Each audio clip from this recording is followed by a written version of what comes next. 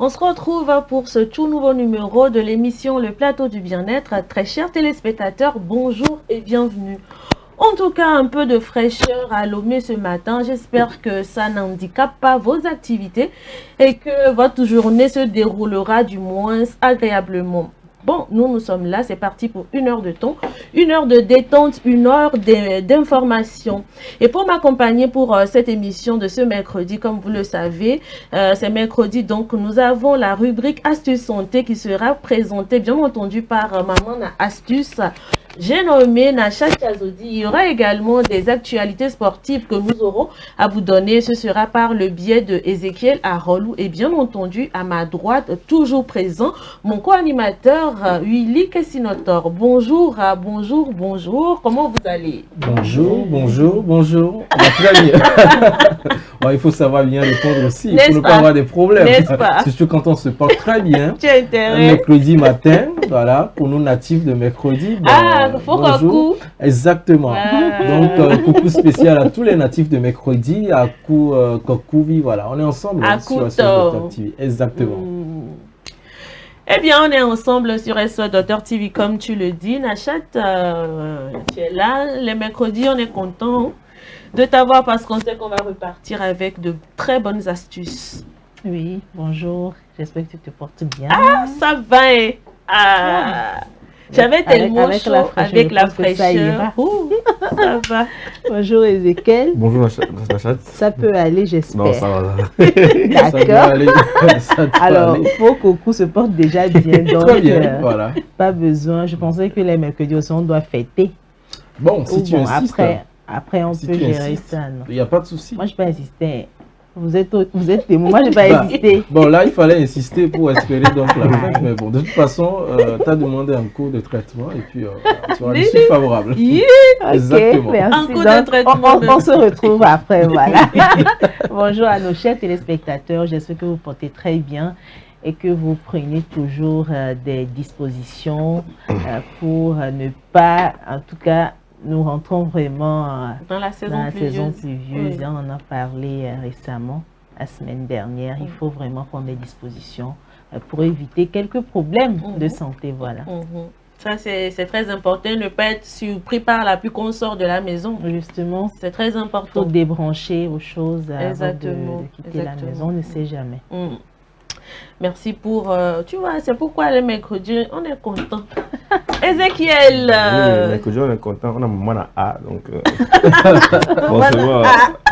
forcément, on est content. Bonjour le plateau. J'espère que vous allez bien. Bonjour aussi à nos chers amis, les fidèles du plateau du bien-être. C'est un plaisir d'être avec vous, bien évidemment, au cours de cette semaine.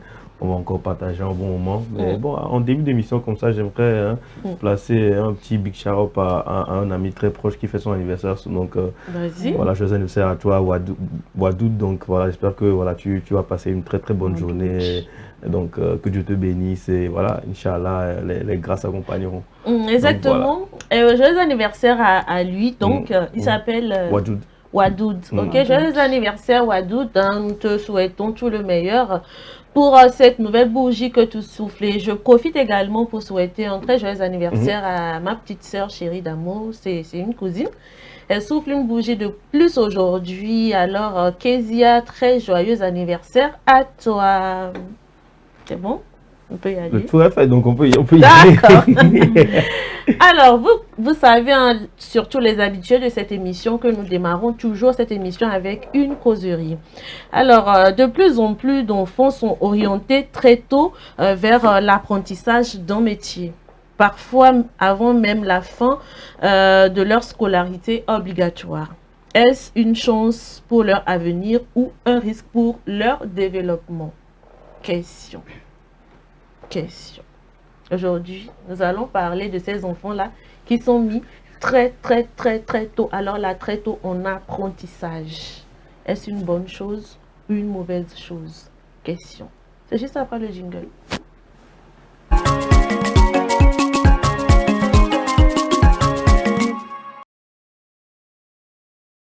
Voilà, j'ai déposé le thème bas. Oui, je trouve que c'est un sujet très intéressant, très pertinent qui me qui te parle.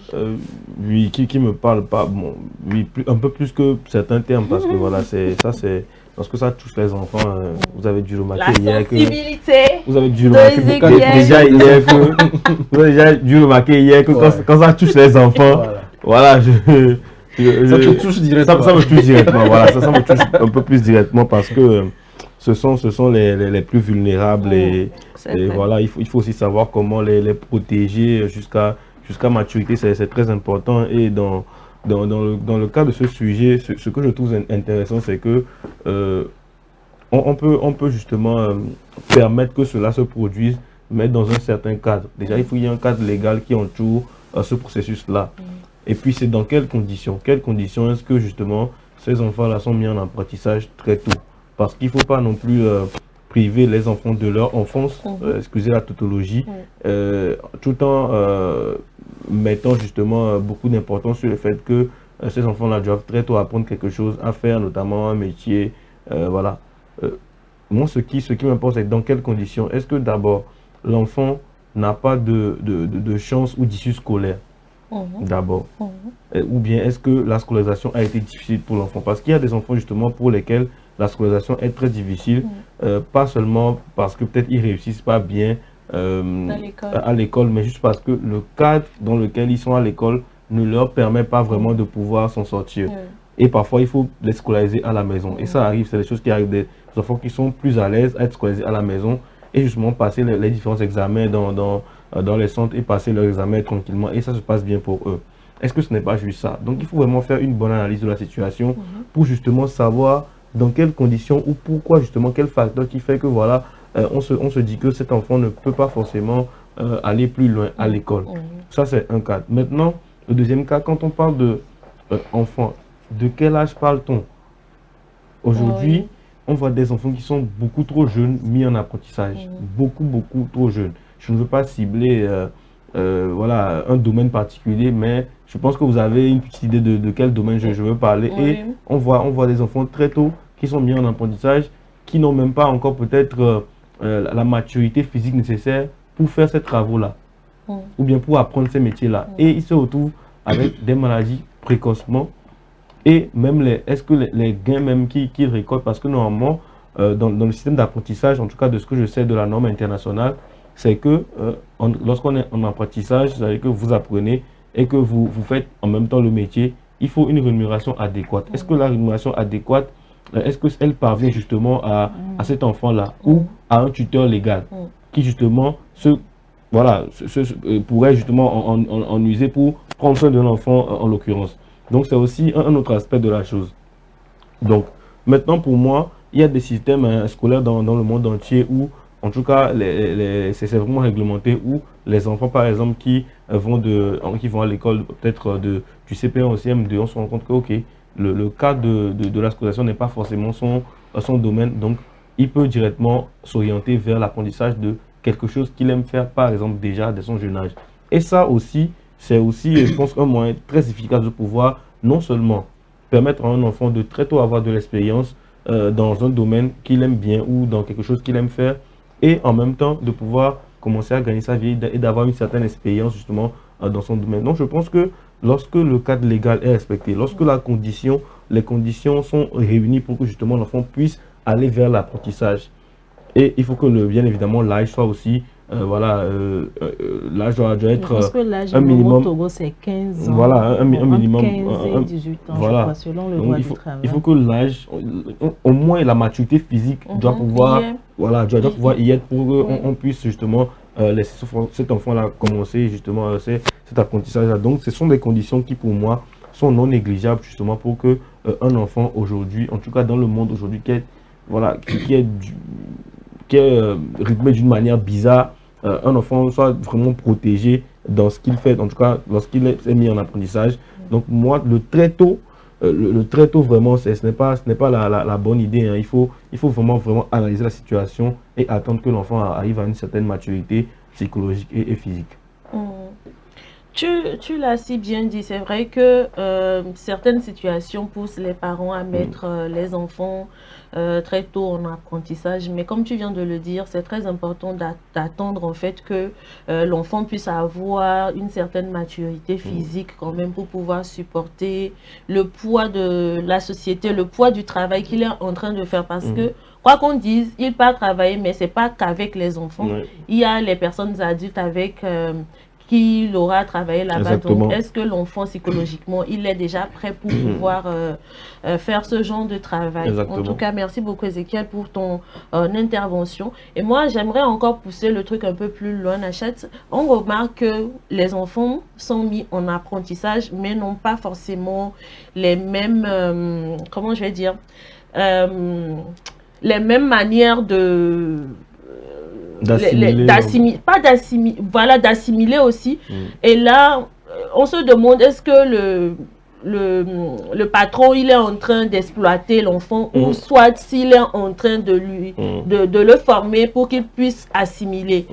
Je ne sais pas si tu vois un peu ce que je veux dire. C'est-à-dire, il y a des enfants qui sont mis très tôt en apprentissage. Déjà, l'enfant n'a pas une certaine maturité d'esprit, mais il est obligé d'aller en formation avec des personnes adultes. Je parlais de la rémunération voilà, aussi. Automatiquement, cet enfant il doit être en arrière par rapport aux autres. Mais le patron n'a pas forcément cette patience-là de lui inculquer les trucs petit à petit, pas à pas, pour qu'il puisse comprendre. Et là, tu vas voir les coups de bâton, lundi, mardi, mercredi, jeudi, vendredi. On lui dit, toi, tu ne fous absolument rien. Ton salaire, là, moi, je vais diviser par 2, et tout ça, et tout ça, et tout ça. J'aimerais aussi qu'on touche du point cet aspect également de la chose. Nachat. Alors, d'abord, je dirais, tout ce qu'on appelle apprentissage mérite d'abord une patience. Quand on apprend, il faut être patient et tout, parce que vous arrivez sur un terrain où vous n'avez aucune expérience. Attention, je ne dis pas là qu'il est, je suis pour un enfant qui travaille très tôt, hein, qui se lance très tôt et tout. Et généralement, je pense qu'il est conseillé de donner des travaux un peu plus légers à ces enfants, qui ne nuisent pas à leur santé, comme l'a évoqué Ezekiel, ou bien à leur moralité, à leur éducation, tout simplement. Maintenant, dans ce cas, je dirais déjà un parent qui décide d'amener son enfant chez quelqu'un pour travailler, juste pour avoir de la... Parce que là, nous sommes entre, je dirais, entre nécessité économique et puis droit de l'enfant. C'est vrai, le parent va se dire, ah, si tu ne travailles pas, bon, qui est-ce que je peux attaquer dans la famille qui pourrait travailler à ta place pour qu'on apporte quelque chose le soir, par exemple, ce qu'on va manger dans la semaine, d'ici la fin de ce mois, par exemple. On parle ici d'une mère qui a été abandonnée, peut-être par son mari, par son petit ami ou par son copain, et elle doit tout faire. Peut-être elle le fait, mais ce n'est pas suffisant. Et on le sait, le besoin, il augmente de jour en jour. L'homme n'est jamais satisfait. Et dans ce cas, je pense que c'est l'occasion d'attirer l'attention de... bon, je ne sais pas s'il faut parler des employeurs ou des chefs. Dans ce cas, ça dépend des cas. Et il suffit d'être patient. Parce que déjà, quand un parent s'approche de vous, bon, tiens, j'aimerais que mon enfant, travaille avec vous et essaie d'apprendre quelque chose auprès de vous. Moi, je pense qu'il est très important. Et si le parent est ignorant en ce qui concerne l'âge de l'enfant et qu'à cet âge, l'enfant ne peut pas travailler, le boss en question doit essayer de dire à tes parents, vous savez, votre enfant, il a peut-être 12 ans ou 13 ans. C'est vrai que maintenant, il y a les enfants qui grandissent vraiment. Tu vois la taille, jusque tu vois même. On te dit, bon, tel enfant a 12 ans. Il est là, 18 ans. Voilà, il y a ça. 12 ans de quelle année? 12 ans de quelle année, voilà. On se pose mille questions, on se dit, bon, c'est pas trop ça. Mais je pense qu'il y a des preuves également. Hein. C'est à vous de voir, par exemple, s'il faut apporter sa naissance, son acte de naissance ou sa carte. Bon, est-ce qu'il aura déjà la carte? Parce que déjà, si la personne n'a pas encore 18 ans, tu ne pourras pas avoir une carte d'identité. Mais quand même, il y a des preuves que vous pouvez mettre sur table pour que le boss en question sache que vraiment, l'enfant, soit il a l'âge de travailler, soit il n'a pas l'âge de travailler. Et vous, boss, vous devez vérifier cela, voir la maturité de la personne. Dites, ah, tel enfant que je crois, on a commencé tel jour, mais je pense que c'est pas trop ça. Vous, mais peut-être de changer le travail. Dans ce cas, il s'agirait d'un travail un peu léger, qui n'est pas trop chose pour l'enfant, trop forcé aussi, et parce que c'est un enfant en réalité, il s'y connaît pas dans ce domaine, et d'autres même diront que, en tout cas, il faut, quand vous donnez ce travail à l'enfant, c'est pour éviter après, sur les dossiers, 15 ans ou 20 ans d'expérience maximum, que l'enfant apprend très tôt. Oui, c'est vrai. L'enfant peut avoir ces expériences, mais il ne s'agit pas peut-être des travaux forcés ou des travaux qui sont un peu trop lourds pour l'enfant. Il faut revoir ce cas-là, c'est très important. Et vous, boss, vous devez communiquer avec les parents.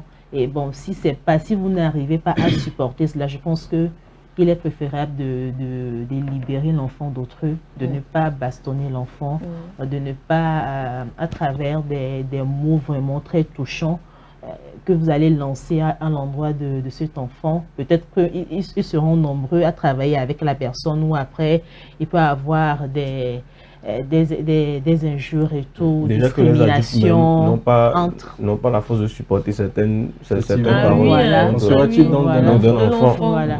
Je pense que dans ce cas, si le parent est ignorant, le boss ne doit pas être ignorant. Le boss plutôt doit apprendre à ce parent que normalement, à cet âge, vous ne devrez pas donner ou amener l'enfant ici en apprentissage et tout. Si le boss est également ignorant, je pense que le parent ne doit pas l'être. Mais il faut se renseigner aussi. C'est vrai que généralement, on a vraiment soif de l'argent, que on peut poser des actes même sans réfléchir.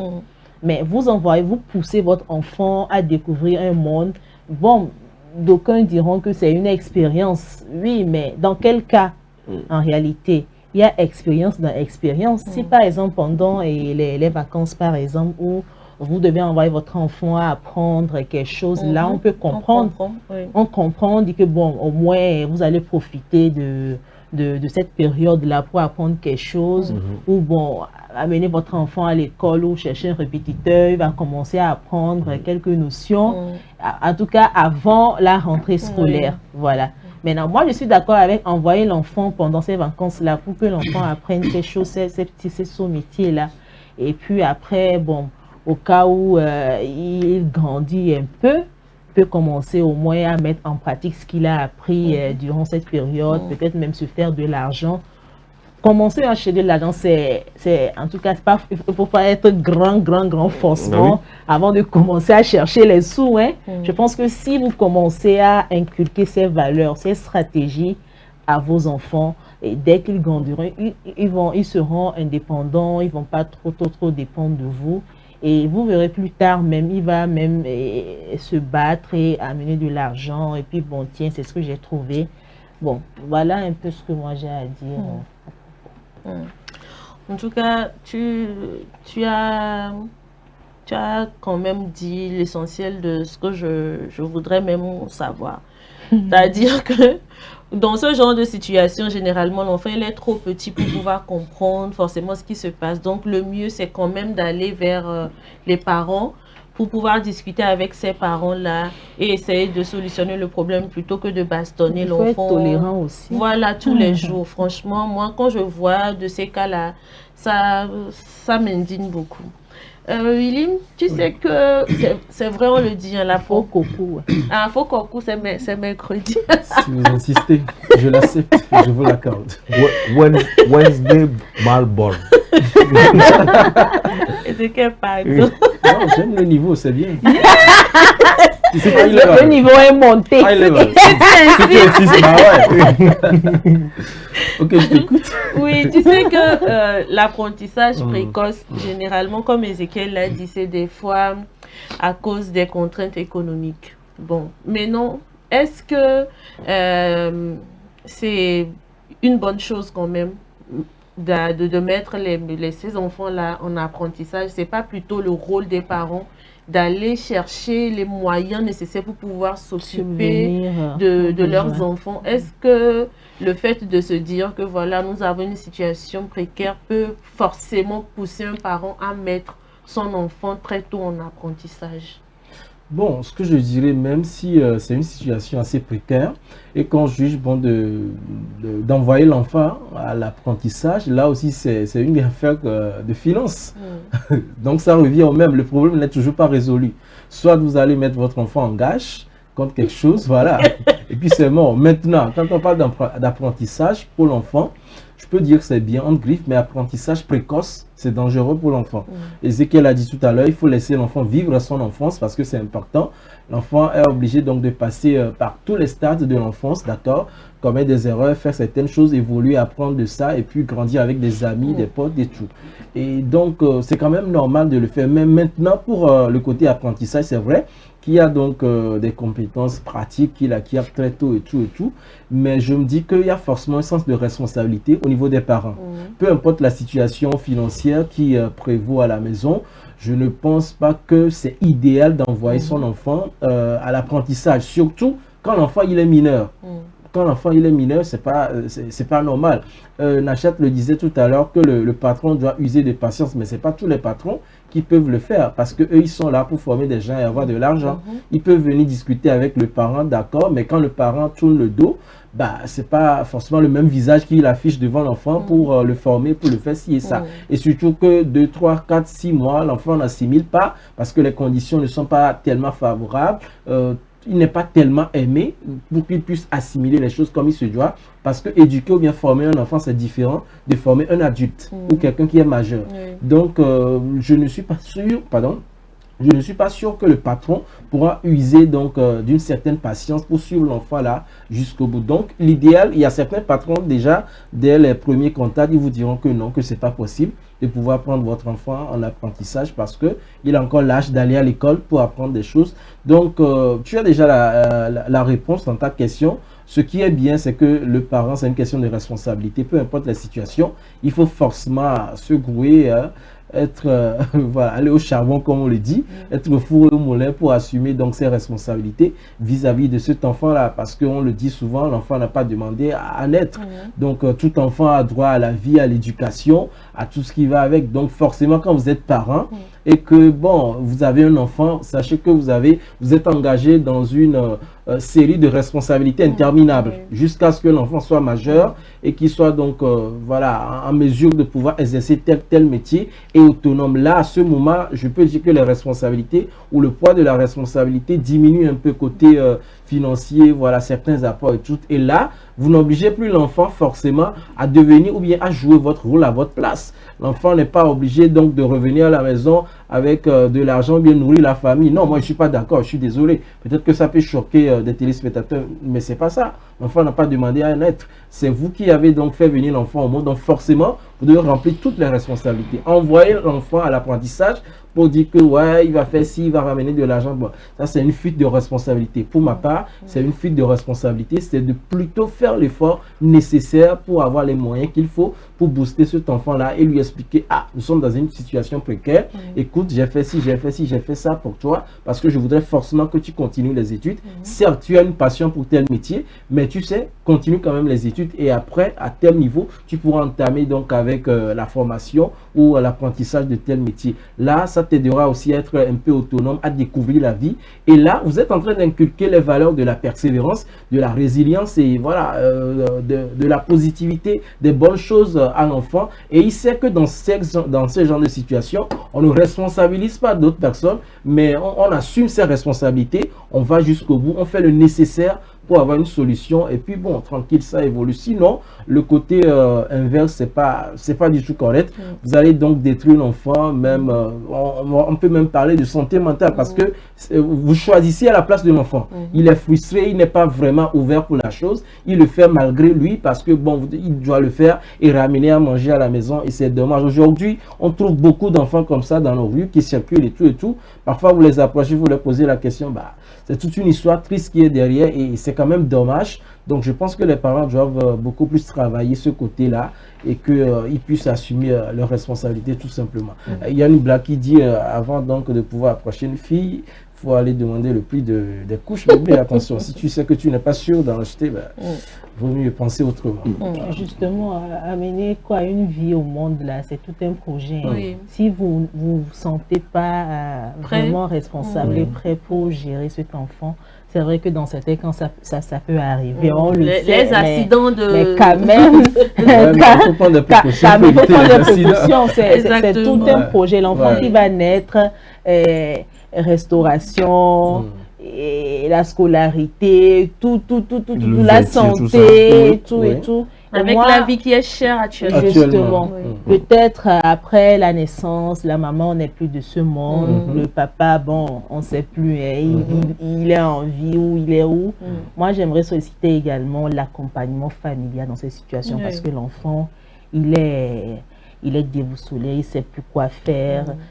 Et puis ce sont généralement les enfants là qu'on retrouve dans la rue. On ne sait pas, un orphelin, il ne sait plus quoi faire. Il sera obligé d'aller faire des travaux, juste pour avoir de quoi se nourrir, rester en vie, s'habiller et tout. Voilà, bon, c'est vrai que c'est un peu compliqué. S'il faut vraiment rentrer dans le vif du sujet, les causes qui sont derrière ces travaux-là, et bon, l'accompagnement familial est très important aussi dans ce cas. Ce que tu dis, c'est vraiment important parce que il y a des parents qui quittent très tôt ce monde et leurs enfants sont laissés à la charge de la famille. Mais ce n'est pas forcément tous les membres de la famille qui ont un bon cœur. Du coup, essayez de penser quand même au bien que les parents puissent vous faire dans la vie avant de partir et essayez quand même de bien prendre soin de ces enfants-là parce qu'ils n'ont pas forcément demandé à venir dans ce monde. Donc, ils ont besoin de protection. Non, moi, je suis très conscient que dans nos contrées, la vie est de plus en plus difficile. C'est-à-dire que ce soit en Afrique, particulièrement au Togo, où il n'y a pas ces genres de choses qui sont vraiment réglementées aussi. Et voilà, ça fait que beaucoup d'enfants en souffrent. Et je pense que c'est la réalité, entre la formation des enfants et l'exploitation des enfants, la frontière est très très mince. C'est-à-dire que on peut passer de la formation, c'est-à-dire que quelqu'un peut avoir réellement l'intention de former un enfant très tôt et peut-être switcher vers l'exploitation sans le savoir, sans en être conscient. Donc je pense que de plus en plus, il faut que les autorités, les services sociaux s'en mêlent. Il faut que la protection de l'enfance s'en mêle de plus en plus pour que justement il y ait un réel cadre légal de l'apprentissage des enfants dans nos contrées. En tout cas, beaucoup de courage à ces parents-là qui se sont vraiment obligés de pouvoir mettre ces enfants-là en apprentissage très tôt pour pouvoir subvenir aux besoins de la famille. Mais notez-le, c'est vous les premiers responsables de la vie de ces enfants-là. Et il est très, très, très important que vous preniez soin de ces enfants-là. Et comme Ézéchiel venait de le dire, nous lançons également un appel aux autorités compétentes pour qu'ils puissent aller faire un suivi régulièrement pour voir si ces enfants-là... C'est de renforcer. Voilà, pour voir si ces enfants-là sont quand même dans de bonnes conditions. Et c'est pas facile aussi les patrons, mais soyez patients, soyez indulgents envers ces enfants-là. Prenez-les tout simplement comme vos propres enfants. S'ils n'assimilent pas, essayez quand même d'aller doucement, calmement, à travers la discussion avec eux. Et je pense que ça peut toutefois aller. Voilà, c'est donc tout pour la causerie de ce matin. Nous allons marquer une pause et revenir tout juste derrière avec l'info du jour.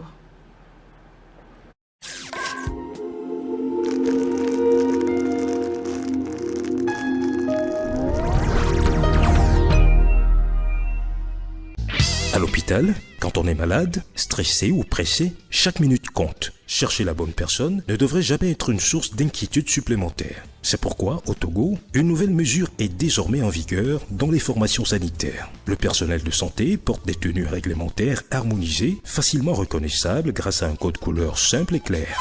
Par exemple, blanc, c'est le médecin. Blanc au col bleu, c'est l'infirmier. Rose Rayet, c'est la sage-femme. Désormais, selon le service recherché, consultation, soins, maternité, pharmacie ou appui au service, vous identifiez plus rapidement le bon professionnel. Des gestes simples. Regardez la couleur de la tenue, lisez le nom et la fonction et avancez sereinement. Dès l'entrée et dans les couloirs, suivez les panneaux et affichages pour savoir vers qui vous dirigez. À défaut, adressez-vous à l'accueil qui vous orientera. Ensemble, pour un hôpital plus lisible, plus organisé et plus efficace au service de tous.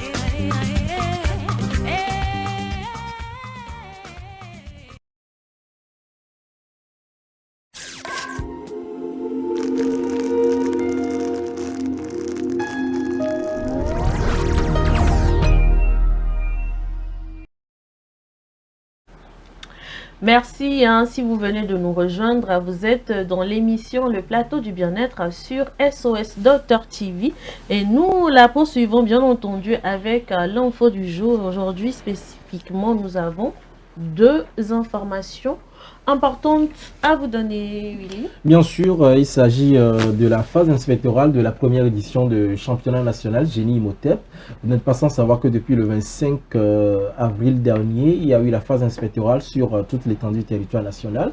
Et donc, il y a déjà eu plus d'une semaine. On vous fait donc vivre cette phase-là dans chaque préfecture. Aujourd'hui, précisément, sera donc au niveau de Atakpamé, le lycée d'Atakpamé, bien évidemment, pour donc revivre encore l'ambiance qui a régné lors de cette phase inspectorale. Juste après le jingle.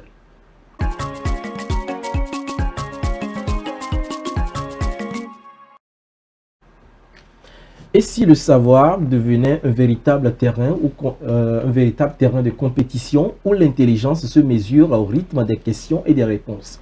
C'est exactement le spectacle qu'a offert la grande finale de la phase inspectorale du jeu Génie Imhotep, disputée dans l'inspection d'enseignement secondaire général d'Atakpamé, dans une ambiance à la fois conviviale et hautement compétitive. Au terme de cette confrontation, le lycée d'Atakpamé s'est imposé avec brio. Les images.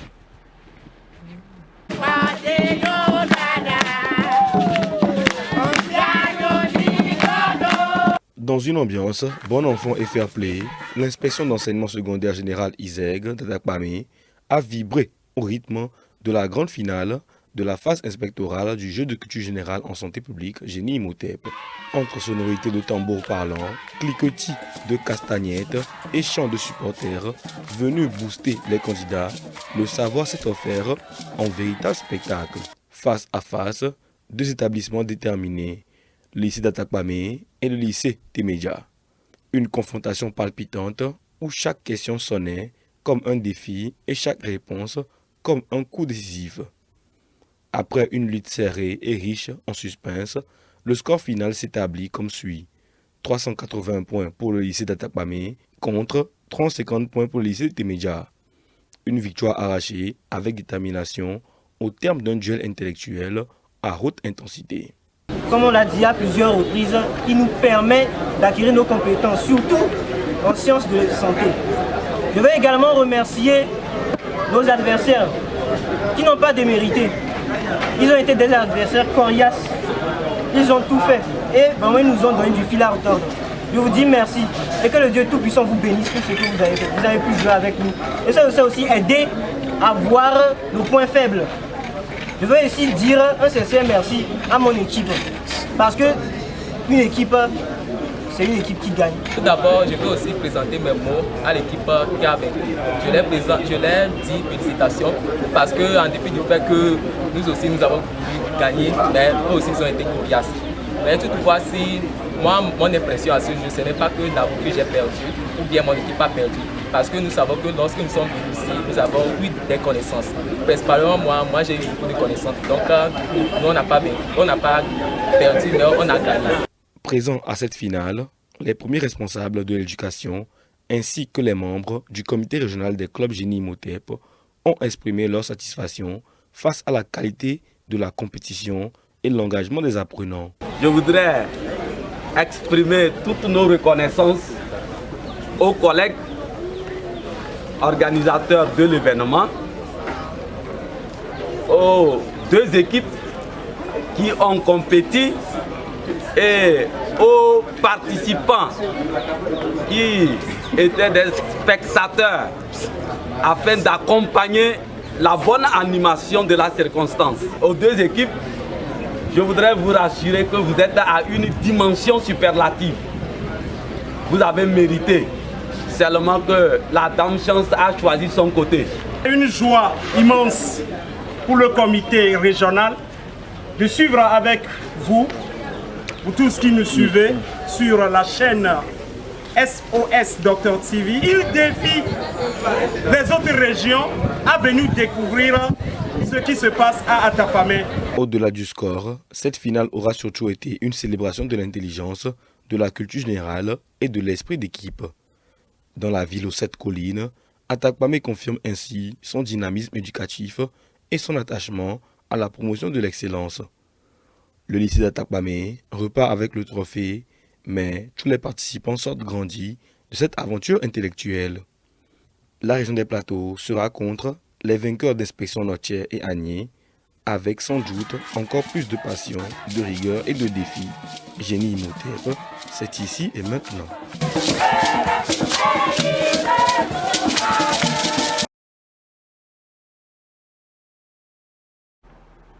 Voilà les temps forts donc, de la phase inspectorale. De l'autre côté du lycée d'Atapamé, comptant pour la phase inspectorale, bien évidemment, de la première édition du championnat national Génie Imhotep. C'est ici et maintenant. Voilà, place donc à la deuxième information du jour avec toi, Blandine. Aujourd'hui, nous sommes le 6 mai et c'est la journée mondiale de l'asthme. Déjà, c'est quoi l'asthme? L'asthme, c'est une maladie chronique des voies respiratoires caractérisée par une inflammation et un rétrécissement des bronches. Les principaux symptômes de l'asthme sont une difficulté à respirer, des sifflements, une sensation d'oppression dans la poitrine. Et ces symptômes peuvent apparaître par crise appelée exacerbation. Voilà, j'y arrive finalement. Alors, pourquoi cette journée est-elle importante? Beaucoup de personnes ignorent qu'elles sont asthmatiques. Dans certains pays, l'accès aux médicaments reste limité. Une mauvaise prise en charge peut entraîner des complications graves, voire mortelles. Et puis, nous passons donc au thème officiel de la Journée mondiale de l'asthme de cette année 2026, défini par la Global Initiative for Asthma. Et c'est l'accès aux inhalateurs anti-inflammatoires pour tous les asthmatiques, un besoin encore urgent. Voilà. Sachez tout simplement que mieux comprendre l'asthme, c'est déjà mieux respirer. En cette journée mondiale, l'enjeu est simple: informer, prévenir et surtout sauver des vies. Voilà l'essentiel à retenir en ce qui concerne la journée mondiale de l'asthme. Nous allons poursuivre bien entendu cette émission avec les mots doc. Vous le savez, c'est cette rubrique-là qui vous permet de repartir chaque vendredi heureux gagnant après le tirage au sort que nous faisons après le quiz, bien entendu. Le thème retenu pour les mots doc de cette semaine, c'est « On ne rentre pas avec sac ». Suivez donc la série Le Centre Médical suivi du quiz du jour.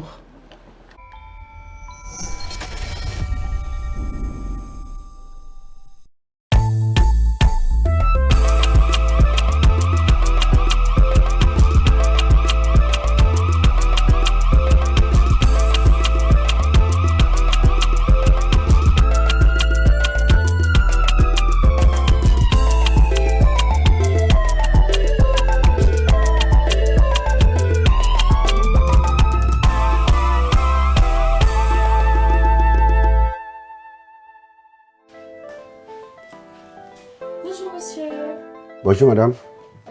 Je viens voir un malade. Pardon? Je viens voir un malade. Ah, d'accord. Quelle chambre? La chambre 7. Oui, oui. C'est Mustapha Assalé. Oui, oui, c'est ça. Comment vous appelez? Florie Dior. Florie? Florie Dior. Dior. Comme le Dior. Ah, c'est vous qui fabriquez le parfum là. Ben attends, votre malade là aussi, hein?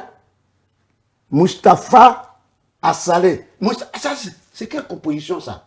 Ça, c'est quelle région? C'est pas un nom d'ici, ça. Ah, ok, madame, prenez le couloir là. Oui. Quand vous prenez le couloir, arrivez devant la deuxième couloir là. Vous prenez l'escalier, il est au deuxième étage. Il n'y a pas de problème. Merci beaucoup. Ouais, mais madame, revenez. On ne rentre pas avec sac. Mais j'ai des affaires personnelles et donc je ne peux pas déposer mon sac. Madame, on ne rentre pas avec sac. Tu vas parler comment? Ok. C'est quelqu'un qui est dans tes oreilles. Ok. C'est les règles ici. Ok. Oh, je dis on ne rentre pas avec sac, Qu'est-ce que c'est ces manières là?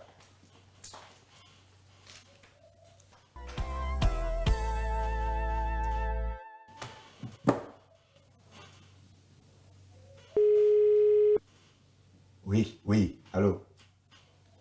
Oui, chérie, comment tu vas? J'ai un cadeau pour toi.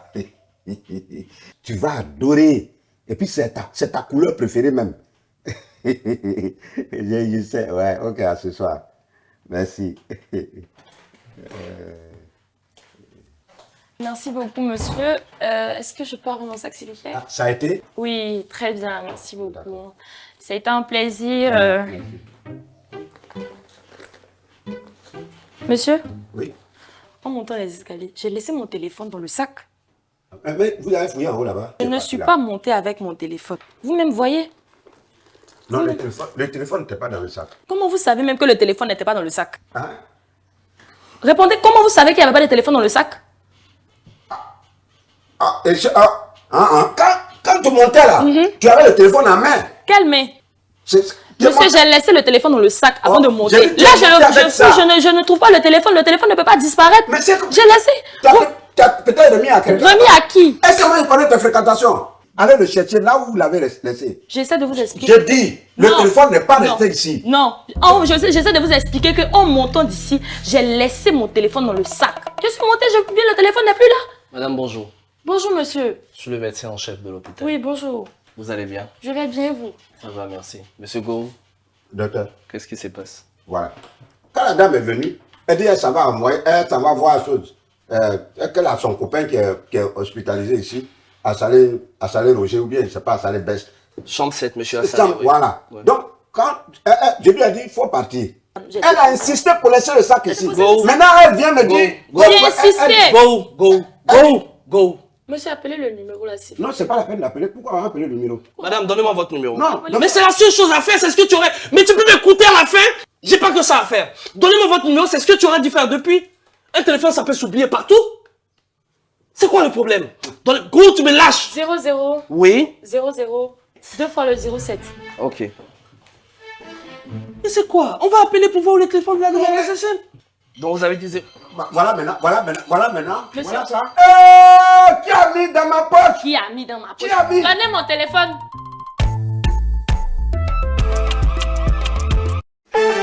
Bienvenue au quiz game du jour des mots doc.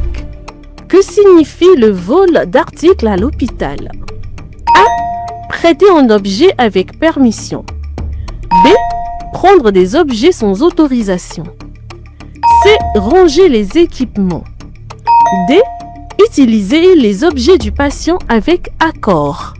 Envoyez votre réponse via WhatsApp sur le +228 70 18 43 43 et gagnez divers lots, des bons de consultation, un bilan de santé, une super enveloppe de 10 000 francs et plein d'autres surprises dans le fou rire avec Michel Gou. Les gagnants seront tirés au sort parmi les bonnes réponses chaque vendredi dans votre émission Le Plateau du Bien-être. SOS Docteur TV, la chaîne utile, la télé qu'il vous faut. 15 images. Voilà, vous savez quoi faire, hein? Vous n'avez qu'à tout simplement envoyer le bon numéro correspondant à la bonne réponse au numéro indiqué. Et puis, vous attendez patiemment le tirage au sort vendredi pour savoir si vous serez tiré au sort. Ceux qui ne connaissent pas la réponse, contactez-moi au 98 00 00 00. C'est bien. Très belle tentative quand même. qui ne va pas aboutir. Mais l'auteur rien, ce n'est même pas son numéro. Ouais, parce qu'en aucun cas, tu n'auras pas les cadeaux, tu vas juste les remettre. Ce n'est même pas son numéro. En tout cas, moi je suis toujours dans l'humanité. Vous savez que disons que c'est le leitmotiv de la maison. Aider les gens. Donc, contactez-moi au 98 00 00 00. N'est-ce pas? Bon, d'accord. En tout cas, en attendant, nous, on va poursuivre avec Astuce Santé. C'est mieux. Je pense que c'est mieux. Moi, si je vous suis dans ça, vous pouvez quoi? Sauf qu'on ne veut pas d'aide. Allez, Astuce Santé avec Nachat. On va y aller avec le jingle.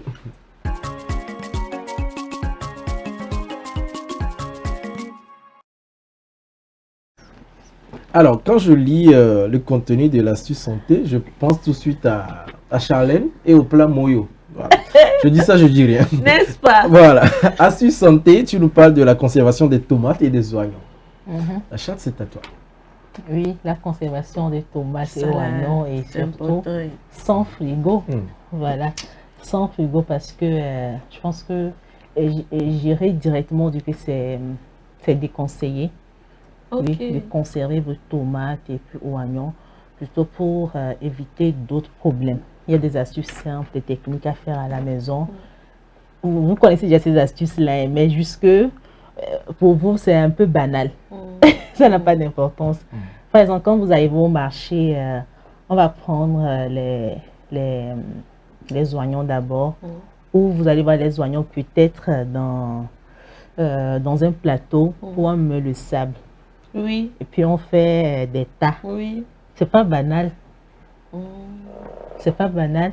Vous voyez cela au marché, mais une fois à la maison, peut-être vous allez emballer vos oignons dans un sachet, dans un récipient plastique. C'est ce qui est déconseillé. Donc, le principe, l'oignon déteste l'humidité et la lumière. Donc, si vous voulez conserver vos oignons, déjà vous revenez du marché, faites la même chose que la bonne dame. C'est-à-dire que vous allez chercher du sable de mer surtout, que vous allez mettre dans un bol ou dans un récipient, mais évitez le récipient plastique. Parce que la chaleur qui vient également peut endommager vos oignons. Donc, ça peut se gâter à tout moment. Donc vous cherchez un bol. Oui, l'aluminium, par exemple. Vous trouvez un bon coin où il n'y a pas de lumière aussi. Vous allez déjà mettre votre sable, un sable vraiment propre. Et puis, vous allez mettre vos oignons, mais vous laissez quelques espaces entre chaque oignon. C'est très important et c'est ce qui est conseillé. Et déjà, vous allez commencer par trier pour voir s'il y a des oignons qui contiennent déjà quelques problèmes, quelques maladies. Parce que quand il y a une maladie, vous avez une maladie contagieuse et que vous ajoutez à certaines personnes, ces personnes-là forcément risquent d'être contaminées tout simplement. Donc, vous le faites, vous triez les bons et les mauvais tout simplement et vous gardez les bons. Ce sont les bons que vous allez mettre dans le bol contenant déjà le sable de mer. Voilà, c'est ce qui est conseillé. Et vous avez également l'autre possibilité de sécher 2 jours à l'ombre sur une natte déjà avant de mettre ces oignons-là dans le bol contenant le sable. Tout simplement. Alors, geste hygiène capital, mais propre quand vous touchez le sable, sinon vous plantez des microbes. Oui. Parce que généralement, quand vous venez, vous allez dire, bon, tu ne prends même pas le temps de bien laver l'oignon avant de le découper. Et c'est vraiment déconseillé. Maintenant, on va parler des tomates. Les tomates, vous allez juste... je vous renvoie maintenant vers le panier. Un panier en raffia. Je pense que vous connaissez ces paniers. Ce sont des petits paniers. Je pense qu'on le trouve ici en ville, partout au marché. Et vous allez essayer de mettre également vos tomates. Vous faites la même chose avec les oignons. Vous allez trier, voir les bonnes ou les mauvaises, voilà, avant de mettre ça dans le raffia. Le raffia, il y a des trous qui permettent également où l'air peut rentrer à tout moment. Donc ça permet pour aérer un peu. Donc les tomates vont mieux respirer. Voilà, comme les êtres humains. C'est très important. Et 0 bassine surtout. Et 0 déchet. Maintenant, si vous n'avez pas le raffia également, vous cherchez un récipient ou vous cherchez un truc qui vous permettra de faire des trous. Ça peut être des passoires pas forcément le raffia, si vous n'en trouvez pas des passoires où il y a également des trous pour permettre également à l'air de rentrer. Comme ça, les tomates peuvent mieux respirer. Et geste hygiène capital, lavez la tomate seulement au moment de manger. C'est pas parce qu'on a idée de conserver vos tomates dans ce panier de raffia que vous allez vous mettre encore à laver cette tomate. C'est vrai, vous êtes hygiénique, oui, on le sait. Mais dans ce cas, parce que vous conservez, mais après la conservation de jour en jour, vous aurez la possibilité de vérifier pour voir s'il n'y a pas un oignon ou bien une tomate qui est un peu gâtée, pourrie là. Là, vous le retirez du lot et puis soit vous le jetez si c'est vraiment inconsommable. Donc, c'est à vous de voir comment vous allez gérer ça. Mais si ça pourrit déjà, je pense que le mieux c'est de ne pas consommer pour ne pas se créer des problèmes. Alors, les pièges à éviter absolument. Pourquoi c'est dangereux? Parce que ça crée des moisissures invisibles et des toxines. Le frigo pour l'oignon, le froid casse ses fibres. Comme je l'avais mentionné, il devient mou et germe. Goût foutu. Alors là, c'est sans goût lorsque vous conservez vos en tout cas, moi c'est frigo. Nous avons l'image du raffia. Oui. Du panier en raffia. Il y a ça, mais il y a une autre aussi. Désolée, bon, j'allais télécharger une image pour vous. Mais il y a un autre plus pratique qu'on voit souvent au marché. Souvent, on met les oignons dedans. Les bonnes dames l'utilisent aussi. Mais promis, prochainement, je vais vous trouver une image. On peut revenir sur ça. Ezekiel, j'arrive. Donc, patience. Bien, c'est Adjafi. Bien, c'est Adjafi. Tu parles de ça, vous l'appelez Adjafi. Adjafi, c'est le panier. Le panier. C'est ça. Panier de raffia. Comme ça, on appelle ça. Adjafi est fait en raffia. D'accord. Panier en raffia, voilà, c'est ce qu'on appelle. Donc, le sachet plastique également à éviter pour tomates ou oignons. Tomate plus oignon à côté, la tomate sort un gaz qui réveille l'oignon. Donc, évitez de mettre les deux là ensemble. C'est chien et chat. C'est vrai que pour faire la sauce, mais pour faire la conservation, en tout cas, la désacolabo. Voilà. Donc, si c'est la sauce, c'est moi la collabo. Vous voyez un peu, donc c'est un peu ça. Lorsque vous voulez conserver ces ingrédients et tout, donc c'est à vous de voir ces fruits, ces ingrédients, ces légumes, à vous de voir, ne mettez pas les deux là ensemble. Tomate ou oignon, c'est pas parce que vous en tout cas, vous fusionnez les deux pour faire nous bang bang ou comment vous l'appelez, je ne sais pas. Même les BCC, voilà. Essayez de conserver ces deux là séparément et puis le tour est joué. D'accord. Voilà. Merci beaucoup Nachat pour ces très belles astuces, indispensables d'ailleurs, surtout pour la cuisine et pour les bonnes dames aussi au marché, que ce soit au marché ou à la maison, c'est toujours important de pouvoir bien conserver les choses, très naturelles d'ailleurs. Merci. Ah oui, bien sûr. Tomates et puis oignons, ça le fait. À conserver sans frigo. Sans frigo, bien sûr. Mais la sauce, bon, là, vous pouvez une collabo. Même ce matin avec la fraîcheur là. Oui, normalement. Aussi pièces, même pas 6 pièces. Tu trouves un petit poisson séché façon là. Donc dorénavant, cherchez le panier en raffia aussi, c'est très important. Il faut l'avoir à la maison. C'est pas forcément pour les bonnes dames. Vous voyez, on voit des choses au marché, on se dit bon, en tout cas c'est juste pour l'esthétique. Non, pas forcément. C'est très indispensable pour la santé. C'est vrai qu'on est trop habitué au sachet et tout, donc on dit bon, ça c'est pas oui. Bon, merci beaucoup.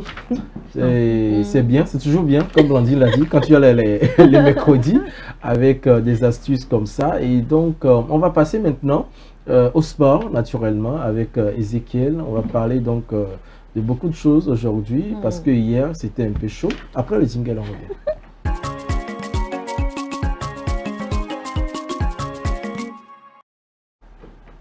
Voilà, sport. Ezekiel, on parle donc de l'actualité sportive au Togo, bien sûr à l'étranger, avec la coupe aux grandes oreilles. Je t'écoute. Oui, avant de parler de la coupe aux grandes oreilles, nous avons d'abord démarré avec la Confédération. Je savais que tu allais dire avant de bien évidemment, parce que je sais que les gens sont trop intéressés par la LDC, bien évidemment. Mais voilà, il faut d'abord, on va aller pas à pas. D'accord. Voilà, donc l'actualité nationale oblige. Exactement, c'est-à-dire africaine, puis après on verra l'international. Donc la Confédération africaine de football, bien évidemment, en Afrique, a rendu public le calendrier de réaménagement des éliminatoires de la CAN, donc 2027, qui aura lieu, vous le savez, en 2027. Donc, il y aura, en tout cas, les premières phases se dérouleront le 21 septembre et le 6 octobre, suivi des 3e et 4e journées qui auront lieu le 6 octobre 2026, suivi des 3e et 4e journées qui auront du 9 au 17 novembre 2026. Et il y aura une dernière séquence décisive, bien évidemment, pour les qualifications qui aura lieu du 22 au 30 mars. Donc voilà, c'est un peu le match ouverture de la CAN aura lieu bien évidemment le 19 juin 2027, tandis que la finale est fixée au 17 juillet 2025. Donc voilà ainsi voilà tout le calendrier de cette Coupe d'Afrique qui aura lieu en 2027. Mais néanmoins, le tirage au sort est programmé pour le 19 mai 2026, donc pour les éliminatoires donc de cette CAN là. Donc voilà, c'est un peu l'information concernant la Confédération africaine de football. Parlons maintenant. Le pays est déjà connu, le pays organisateur? Oui, les 3 pays, il y aura 3 pays organisateurs, notamment le Kenya, l'Ouganda et puis, si je ne me trompe pas, Tanzanie. La Tanzanie. Voilà, les 3 pays qui organiseront qui co-organiseront, pardon, donc c'est cette CAN là 2027. Ces pays-là aussi participeront aussi à ces éliminatoires là, bien évidemment, donc pour les qualifications. Donc c'est un peu ça. Il y aura des surprises. Il y aura des surprises, bien évidemment, comme toujours. En tout cas, on espère que nous serons la surprise aussi, parce que ça fait longtemps qu'on n'a pas participé à la CAN. Donc on espère être aussi dans... Je parlais carrément d'autres surprises. Bon, justement, parlant de... Parlant des voies et moyens pour pouvoir jouer la CAN, bien évidemment, il y a Patrice Neveu, donc le sélectionneur des EPV, qui est à l'œuvre, bien évidemment, dans l'ombre des projecteurs. Donc il construit bien évidemment un peu l'avenir du football togolais, où il s'est rendu jeudi dernier loin des stades habituels de la ville que vous connaissez, à Togoville, donc sur le terrain de Vapor. Il a assisté à une rencontre amicale entre des académiciens, des futurs pros qui préparent en tout cas le prochain tournoi de Rézé en France, donc et Trivela FC Togo, donc soldé par un score de 3 buts partout. Donc c'est aussi le lieu de détecter un peu les talents du terroir pour justement essayer de valoriser le football, en tout cas la jeunesse, footballistique. Donc il est allé aussi en détection de talent pour justement essayer de voir déjà quelles sont les pépites du pays à promouvoir dans les prochains jours, les prochaines années à venir. Donc voilà un peu quelques images de ce match-là, de ce petit tournoi, en tout cas de ce match amical qui a été joué entre les 2 équipes à Togoville. Nous allons maintenant parler de la formation des éducateurs. Je vous en avais parlé dans cette émission, la formation des éducateurs qui aurait eu lieu, donc qui a démarré justement ce lundi dernier. Donc la cérémonie s'est déroulée en présence du directeur technique national Doji Eklou Siabi, entouré des instructeurs Bawa Adamou et puis Kai Tomechi, voilà, qui ont dirigé justement cette formation. Kai Tomechi que vous voyez à droite, voilà, sur cette image là. Donc c'est justement des éducateurs qui vont former des jeunes à l'éducation non seulement scolaire mais aussi sportive au fur et à mesure de leur évolution. Donc voilà, c'est une nouvelle série de formations. Donc la direction technique confirme sa volonté de doter les éducateurs de compétences essentielles, bien évidemment, pour bâtir un football de jeunes solides, organisés et tournés vers la performance durable. Donc voilà, c'était un peu quelques images aussi de quelques clichés de cette formation là qui s'est déroulée à la Fédération togolaise de football. Parlons maintenant de D1 Lonato. Parlons des résultats de la 22e journée de la DM Lonato qui s'est déroulée en tout cas ce week-end avec des affiches très alléchantes, notamment le match entre ASCO et la SOTR, 2 buts à 0, victoire de l'ASCO à domicile. La SCK qui se reprend un peu après la défaite face à Gbolesou en finale de Coupe du Togo, donc 1 but à 0 à la maison face à Semassi. La défaite de Gomido, 3 buts à 0 face à Entente 2. Gomido qui va, vous allez le constater tout à l'heure au classement, qui va redescendre dans la zone rouge, dans la zone relégable. Donc là, si on peut avoir le classement avec la compétition de M. Apollinaire, Gomido qui passe 13e du championnat. Et puis voilà, la course au titre va se jouer entre ASCO et puis ASCK, où on voit venir qu'il y a 3 points de différence entre les 2 équipes à 6 journées de la fin.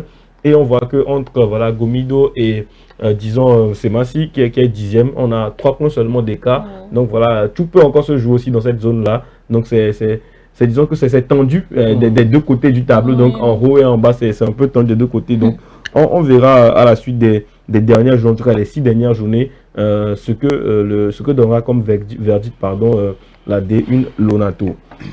Bon, l'information que tu as entendue, par mon cher ami William qui attendait les informations de la Ligue des Champions, eh bien, le premier match, en tout cas le match retour du premier, en tout cas des demi-finales de la Ligue des Champions s'est déroulé. Le premier match s'est déroulé hier, donc entre Arsenal, donc les Gunners qui ont affronté les Colchoneros de l'Atlético Madrid. Donc victoire 1-0 d'Arsenal sur un but de Bukayo Saka, le capitaine des Gunners, s'est en tout cas illustré dans cette rencontre et a marqué le but décisif, le but de la victoire, de la qualification d'Arsenal. Je rappelle qu'il y avait eu un match aller qui s'est déroulé, qui s'est fini par un but partout à Madrid.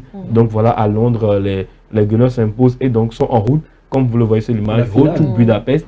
Donc voilà, qui iront en finale à Budapest le 30 mai prochain, si je ne me trompe pas, 30 mai prochain, la finale se déroulera à Budapest. Donc on connaît déjà un vainqueur, donc le deuxième sera connu cette nuit. La guerre des étoiles acte 2 aura lieu bien sûr à Munich en Allemagne. Donc les Parisiens iront affronter le Bayern Munich en terre allemande et essaieront de conserver leur avance. Quant aux Bavarois, ils essaieront justement de remonter le score et de pouvoir passer en finale et de rejoindre Arsenal en finale de Ligue des Champions. En tout cas, qui rejoindra Arsenal en finale de Ligue des Champions? Donc ce sera ce soir à 19h. Que c'est GMT. Ce soir. Le GMT soit escorté à vos écrans. Ça sera, je pense, j'en suis sûr d'ailleurs, un match très très plaisant à regarder. Voilà. C'est clair. Bien sûr. Intéressant. Merci beaucoup Ezekiel pour toutes ces actualités sportives là, surtout avec la coupe aux grandes oreilles. On attendra de voir ce soir. Oui, bien sûr. Il faut vous montrer qu'il maîtrise un peu le langage. Voilà. C'est ta journée. Non, pas forcément. Il y a des surprises. Personne n'y croyait hier avec la victoire de Arsenal. Donc ils ont su profiter. Donc on attend de voir et puis bon, tranquille quoi. Voilà. Merci beaucoup. J'espère que tu suivras. Bien sûr, j'ai toujours suivi. Donc je peux suivre et puis faire zoom et puis je t'envoie les images. Pas pour moi, pour les téléspectateurs. Voilà, j'envoie une petite photo de capture et puis c'est que tu regardes. Ne vous étonnez pas quand vous me verrez peut-être dans les tribunes ce soir. Oui, tout est possible. Tout est possible. Quand même, je suis un si longtemps.